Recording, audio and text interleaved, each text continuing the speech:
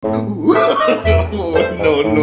Controlled yun ni Congressman Zaldico at Congressman Martin Romualdez. He's currently out of the country.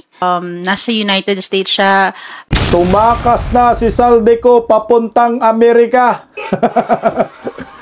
Umamin po ang Kongreso sa kinalalagyan po ng naturang kontrobersyal na kongresista. Hindi pala kongresista, kontratista. Ayan o. Magandang hapon po mga kabisdak. Pa-like po muna, pa-share, pa-subscribe at pakipindot po ang inyong notification bell upang lagi po kayong updated sa ating mga video. Zaldico, nasa Amerika na po. Kinumpirma po ito ng spokesperson na si Princess Abante Diskaya. Pinagbabato ng mga rallyesta ang kanilang tahanan dyan sa Pasig City. Binato ng putik. Ayon naman sa isang kongresista nakakampi ni Zaldico, lumabas di umano si Zaldico at linisin ang kanyang pangalan. Ito mga kabistak, pag-usapan po muna natin itong Diskaya na pinagbabatuho ang kanilang tahanan ng mga rallyesta. Hindi na po nakapagpigil ang mga rallyestang ito, agad sinugod po ang kaharian ng mga Diskaya. Narito po. Bago po natin i-play, pakinggan po muna natin ang balitang ito patungkol sa Diskaya family. Wala raw entry record sa Bureau of Customs ang 8 sa 12 luxury cars ng contractor na si Sara Diskaya. Ayon sa BOC, hindi raw ito dumaan sa kanila. Inaalam pa nila kung paano naparehistro ang mga sasakyang ito sa Land Transportation Office kung hindi nabayaran ng tamang buwis para rito. Mapanagutin din daw nila kung lumabas na may tauhan ng customs na nakipagsabwatan para maparehistro ang mga sasakyan. Nasa kustodiya na ng customs ang 12 luxury cars ni Diskaya. Inaasikaso na rin ng customs ang pagkuha ng search warrant para sa iba pang mamahaling sasakyan ng naturang contractor. Initial report that there's no record on yung nabanggit niya, no? 8 out of 12. We have to be responsible. Make sure that the conclusions that we can derive from the investigation can stand in court pag kinakailangan. Yari dito si Sara Diskaya, 8 sa 12 luxury cars na nakumpiska ng Bureau of Customs ay walang kaukulang permit, no? Walang entry record sa customs. So ang magiging resulta, pag hindi po makapag-provide sila ng dokumento, ay hahatakin po ito. Ito mga kabisdak, ay tingnan nyo po, ang mahal pala po ng mga sasakyan ni Sara Diskaya. Sa akala ko 40, ba't nagiging 28 tapos nagiging 12 na lang. Rolls-Royce, 42 million awards.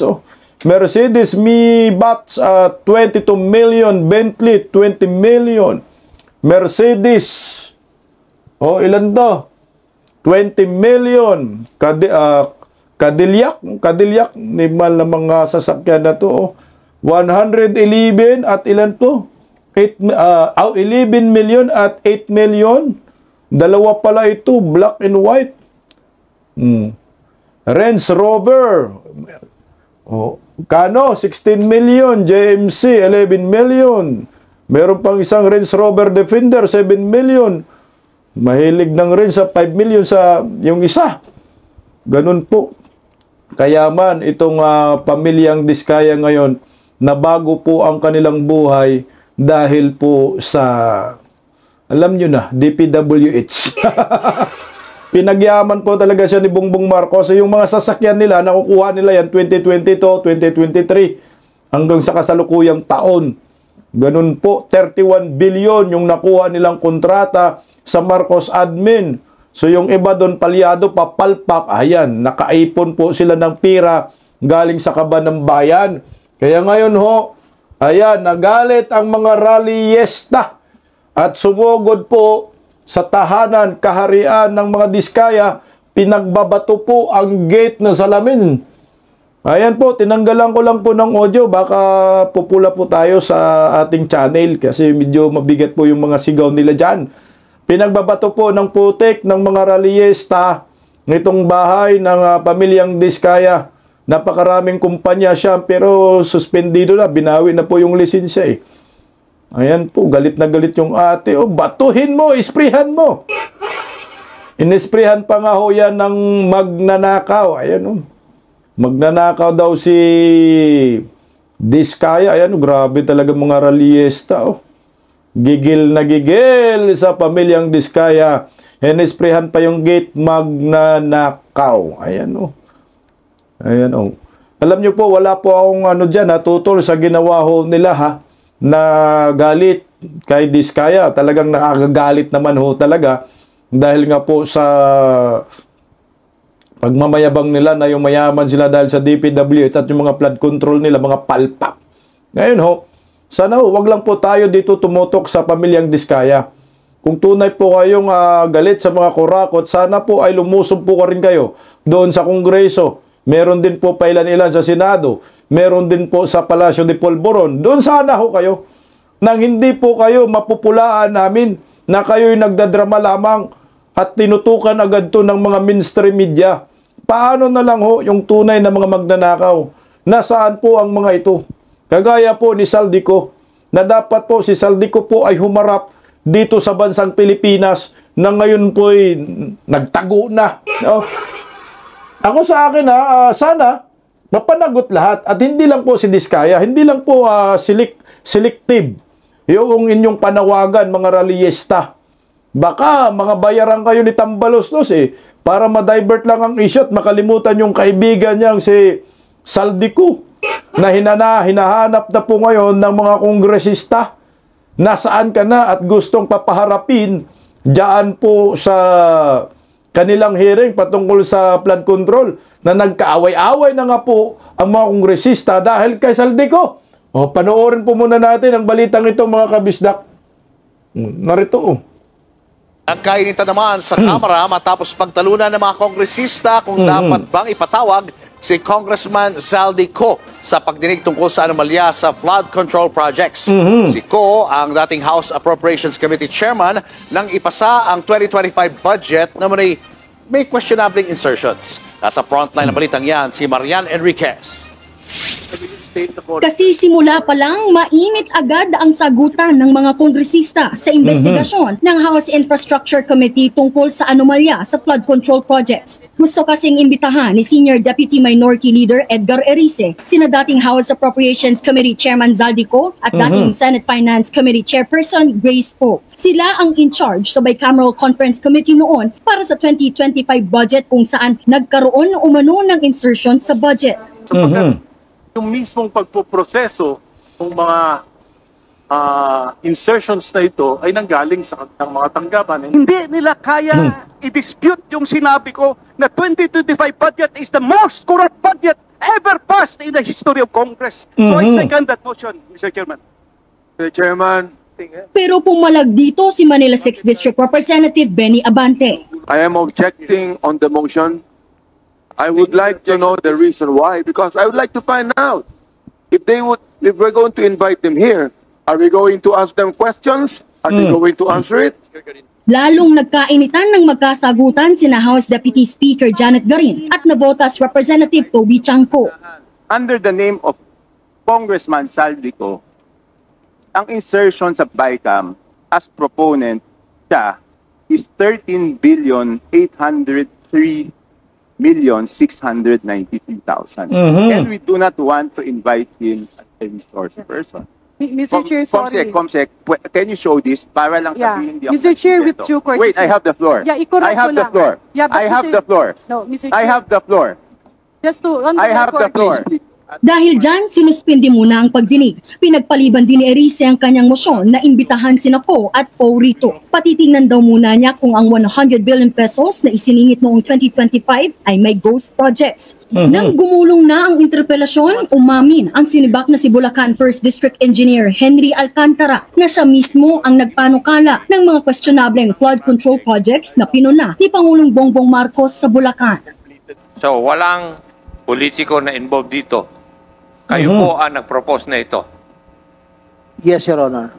Inamin din ni Alcantara na may kapabayaan siya sa mga proyekto. Ang reinforced river wall sa Baliwag, Bulacan na nagkakahalaga ng 55 million pesos, ghost project o guni-guni lang pero sinabing kumpleto na ito. Pati ang dalawang ininspeksyon ng Pangulo na proyekto sa Kalumpit na may kontratang pirmado ni Alcantara, bayad na pero substandard naman. Paliwanag ni Alcantara, nagbase lang siya sa dokumentong pinasa ng inspectorate team at hindi niya personal na ininspeksyon ang mga proyekto.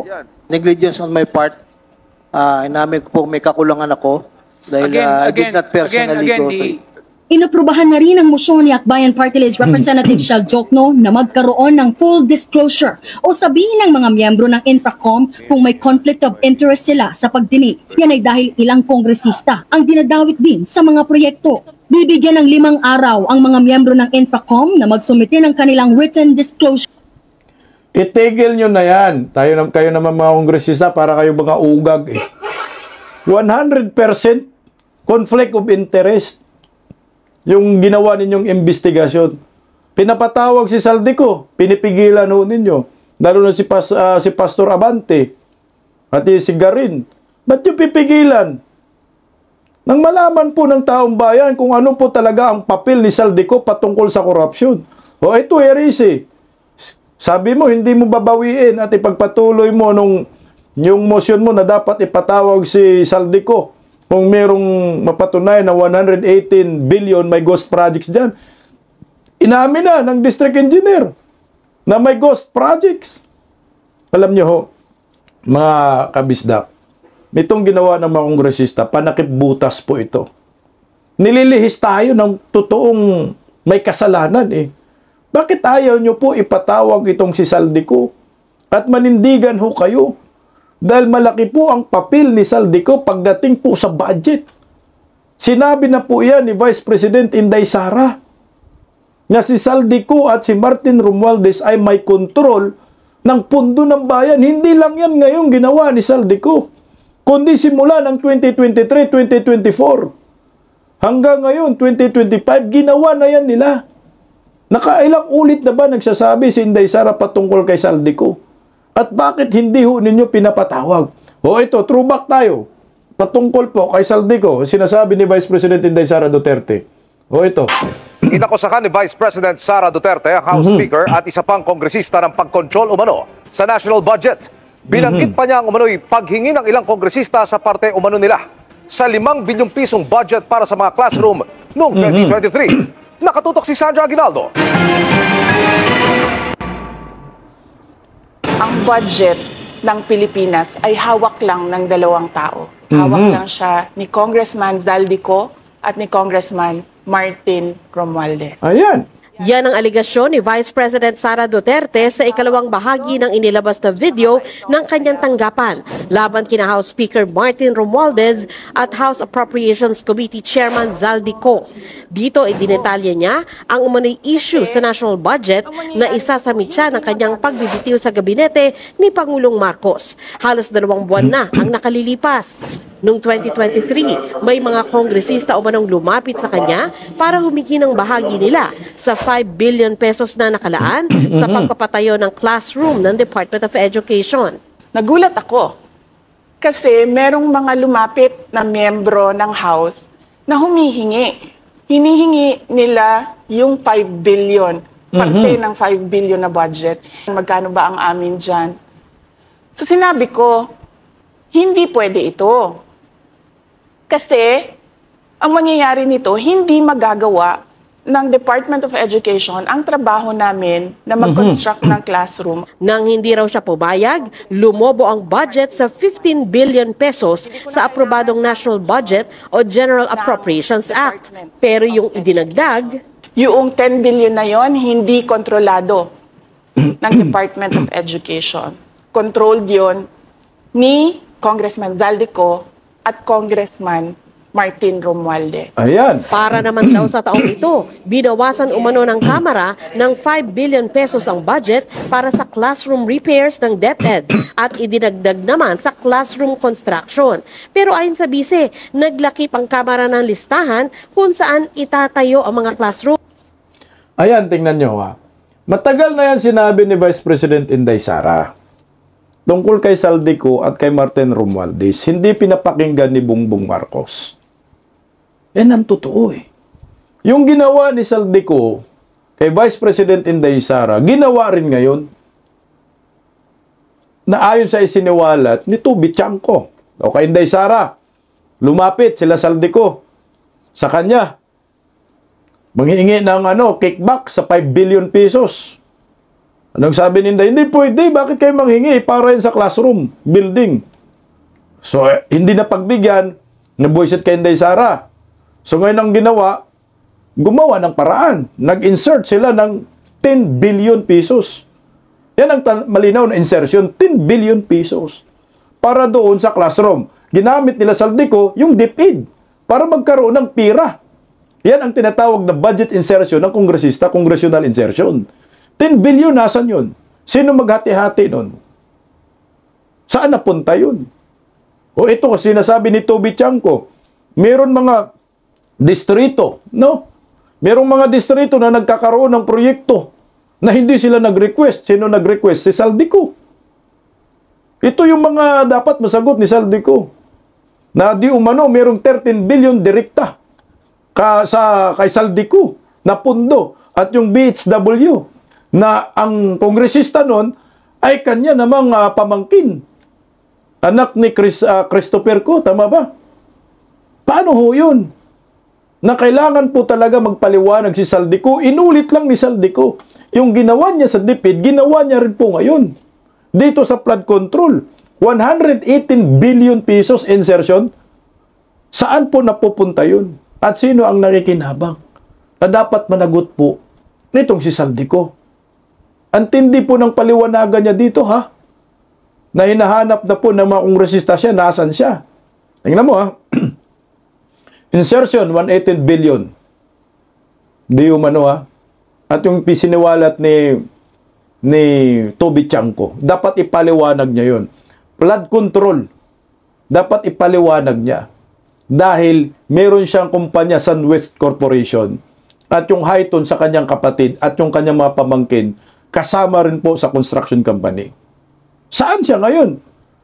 Kung wala siyang kasalanan, bakit ayaw niyang lumabas at magpaliwanag sa taong bayan? Dahil maliwanag yung sinasabi ni Vice President Inday Sara, kayo ang may control.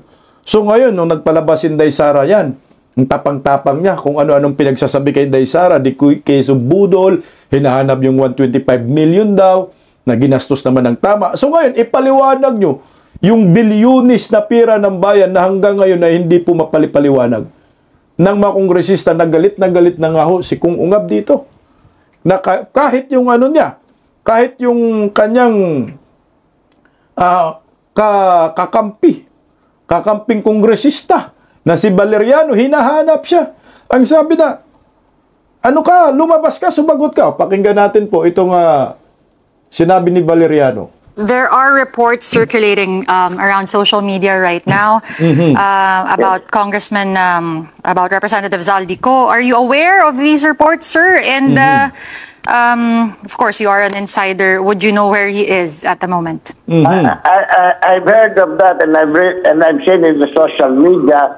And hopefully that someday he'll come out and clear his name. Correct. If he has any liabilities with the flood control mess. Come out and clear his name. Where is he right now, sir? Do you know? That I do not know. I haven't seen him for a long time. Hindi pa raw nag-attend ng session sa 20th Congress is what we hear. As far as I know, I don't think he attended already. You I haven't seen him for a long time. How long is long, sir? Can you quantify that? Since the start of the 20th Congress, I haven't seen him personally. Okay. You said clear his name. So do we take that to mean you think he's done nothing wrong here? No, because a lot of accusations are disregarded against him. So I think it's now a high time for him to clear his name. It has something to do with the myth, with the flood control myth. Tingnan mo, yung kapwa niyang buhaya, nanawagan na rin. Saldico, lumabas ka daw. Ipaliwanag mo yung kontrobersya. Alam niyo ho kasi, kasalanan din niya ng pamangkin niya eh. Yung si Claudine ko, na kung saan-saan, nagbabakasyon, binablog, sumasakay ng eroplano, kasi sari-saring eroplano, kumakain sa mamahaling restaurant, mga mamahaling gamit, pinagpiestahan siya sa social media. Pati mga artista galit sa kay Claudine ko, na pamangkin ni Saldico. So ngayon, nakaladkad talaga kayo. Hindi ko nga maintindihan bakit yung ibang nag-iimbestiga. Bakit hindi po niyo tutukan itong si Saldico? Sunwest Corporation at Highton, bakit hindi po ninyo pipigain ho ito? Para matumbok po natin kung sino po talaga ang punot dulo ng korupsyon under Marcos admin. Kasi nagtutulakan sila, nagtuturuan sila mga DPWH engineer. Tama, si Valeriano, lumabas ka, magpaliwanag ka, mantakin mo ha. Simula daw ng 20th Congress, wala na si Saldico. So, ibig sabihin, nasa Amerika nangunguya ako ito? Oh, nandun na kasama. Kaya totoo pala yung kumakalat sa social media. Ngayong si Claudine ko ay nasa Amerika na daw. Bye-bye Philippines, yung post dun eh. Papunta na daw sa Amerika, manirahan. So, ito ngayon, nagtakas ka na ba, Saldico? Nagtatago ka na ba, Saldico? Bakit ka nandyan sa Amerika? American citizen ka ba? Ito ha, kinumpirma po mismo ng spokesperson ng House of the Representatives na itong si Princess Abante na ayaw nga paharapin ng kanyang tatay din na si Pastor Abante di Saldico. Sinabi ho inamin kung nasaan ang kinalalagyan ni Saldico ngayon. Sana nasa mabuti kang lagay, Saldico. Pakinggan natin nang malaman ng taong bayan, nasa na ba si Saldico? I made an initial inquiry sa Office of the Secretary General. Sa pagkakaalam ko, he's currently out of the country. I understand he is nasa United States siya for medical treatment with appropriate travel documents. Kung ano yung mga travel documents na yon, wala pa akong copy. So I still have to coordinate further with the Office of the Secretary General. Ano po yung period ng kaniyang travel clearance from the house? Kailan po umalis? Kailan wala po pa akong expected wala pa ako nung mga details tungkol dyan. I have to coordinate with them further to be able to get more information, and once I have that, I will of course share it with all of you. Thank you. Nako, hindi nakatiis si Francis o di kaya napilitan lang magsabi kung nasaan si Saldico. Ipaliwanag nyo, no? Kailan umalis si Saldico at kailan babalik? Gaano na ba siya katagal dyan sa Amerika? Nagsakit-sakitan na. Ito yung sinasabi ko kanina, na magsakit-sakitan lang ang mga ito eh. Para makatakas sa Pilipinas. Sasabihin na, ay, pupunta ako ng Amerika. Magpagamot po ako. O ngayon, nasa Amerika na nga. Sa tingin nyo, babalik pa kaya yan? Hindi na po babalik yan. Maniwala kayo. Nagsakit-sakitan na yan. Babalik siguro yan. Yung liig, ang tawag yan, naka-neck brace na. Parang si Gloria lang, nakasakay sa wheelchair na yan. Nagsakit-sakitan na. O maliwanag, nasa Amerika. Ba't ka nandyan sa Amerika? Nasakit daw. Uy, magkakasakit din para itong sobrang daming pera sa bulsa. Naglima sa kaban ng bayan. Ito yung sinabi ko. Yung whole departure yung lookout bulletin order. Wala useless yan. Kasi pinirmahan na yata ni Boyeng. Makakalayas pa rin sila eh. Kung saan pupunta. So ngayon, pag nasa ibang bansa na, kagaya ni Saldico, nagsakit-sakitan, ang tapang-tapang mo kay Inday Sara, pero ngayon nagsakit-sakitan ka. Wala ka nang magagawa, nasa Amerika na. Eh kung pupunta sa Malta, magpakita ng kayamanan, mag-apply ng citizenship, magiging Malta national na siya. Mahahabol pa ba ng tambayan? Hindi na. Yung mga ari-arian, ibibinta. Utusan lang yung mga bataan dito, binta mo na lahat yan. Bakit? Dito na ititira sa ibang bansa. Di na tayo, babalik ng Pilipinas, bistado na tayo. Ito yung masakit dyan. Ninakawan na ang taong bayan harap-harapan. Pero yung mga may kasalanan, ang sarap ng buhay nila, kakain ng masarap, sa mga hotels na mahalang bayad, 700, isang kainan, 700,000, 759,000, may mga sariling eroplano, iba-ibang ginagamit, luxury cars, abroad, magta-travel sa Europa, mga magagarang sasakyan at mga damit, mga bags, ganun ang nangyayari sa atin Ito, naglabas sila, lockout bulletin. Hanggang wala lang. ng takas ang mga dawit sa flood control scandal. Pinababantayan na sila sa Bureau of Immigration ni DPWH Secretary Vince Dizon. Yan ang agenda report ni Paulo Barcelon. Hiniling na ni DPWH Secretary Vince Dizon sa DOJ ang pagpapalabas ng Immigration Lookout Bulletin Order laban sa mga dawit sa flood control scandal. Una sa listahan ng tinaguriang flood control queen na si Sara Diskaya, ang kanyang asawang si Curly, at ang kanilang pamangkin na si Roma Rimando ng St. Timothy Construction Corporation. Kasama rin ang GM ng Wawaw Builders na si Mark Alan Arevalo, pati na rin ang mga kontrobersyal na DPWH officials na sina Assistant Regional Director Henry Alcantara at Bryce Hernandez. Ang ilang pinuno ng mga kontrobersyal na DPWH contractor damay din sa lookout bulletin. Layon nitong bantayan ang posibleng paglabas nila ng bansa habang gumugulong ang investigasyon. First of all, I don't know these people, so I'm supposing because they have been called in Congress that they are still here, but we just want to make sure. No, we just want to make sure. Lookout ito, request for lookout. Wala pa namang kaso, so walang basis for a departure order. Dagdag ni Dizon, posible pang madagdagan ang mga nasa listahan kung kinakailangan. This is all part of the President's directives to hold people to account and to make sure that the department is cleansed from these people who have unfortunately not taken care of the people's money. Makikipagpulong daw si Dizon sa mga predecessor niya sa DPWH na sina Manny Bonoan, now Senator Mark Villar, at Rogelio Singson para makuha ang kanilang insights pagdating sa pagmamanage sa ahensya. Mag-iikot din siya sa mga flood control projects sa buong bansa sa mga susunod na araw. Unang target niya, ang Bulacan.